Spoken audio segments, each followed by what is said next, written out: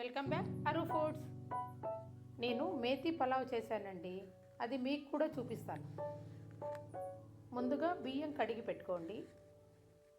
అలాగే నేను రైస్ కోసం ఇక్కడ అన్నీ రెడీ చేసుకున్నాను, ఒక్కసారి చూసేయండి. కానీ మెంతి కూరను 1-2 సార్లు బాగా కడిగేసుకోండి, ఎందుకంటే అందులో ఇసుక ఉంటుంది. ఇప్పుడు పలావ్ రైస్ ప్రిపేర్ చేద్దాము. ఇక్కడ నేను 2 టేబుల్ స్పూన్ల ఆయిల్, 2 టేబుల్ స్పూన్ల నెయ్యి కూడా తీసుకున్నాను.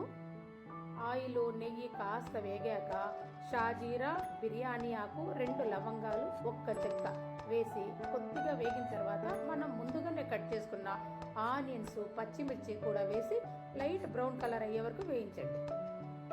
అలాగే కాస్త పుదీనా వేసి పుదీనా కాస్త వేగిన తర్వాత మనం ముందుగా కట్ చేసి పెట్టుకున్న మెంతి కూరను కూడా వేసేయండి.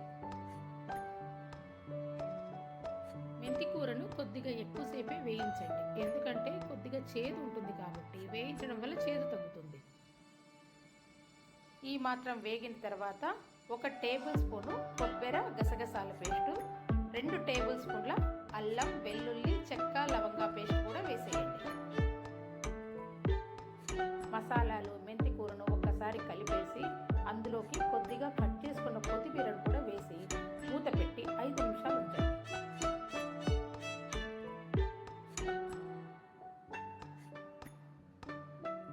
ఈ ప్రాసెస్ జరుగుతున్నప్పుడు స్టవ్ సన్నని మంట మీదే పెట్టండి. చూడండి, మసాలా వేగిపోయింది, ఆకుకూర కూడా బాగా వేగింది.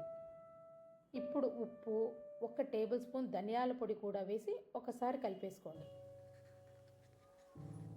ఇప్పుడు 1 గ్లాసు బియ్యానికి 2 గ్లాసుల నీరు చొప్పున 3 గ్లాసుల బియ్యానికి 6 గ్లాసుల నీళ్లు వేస్తున్నాను నేను.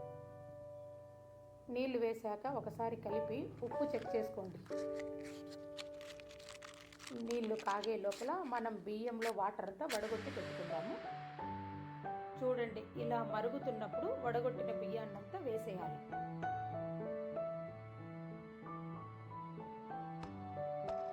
ఎసురు బియ్యము అంతా ఒకసారి కలిపి మూత పెట్టేసేయండి.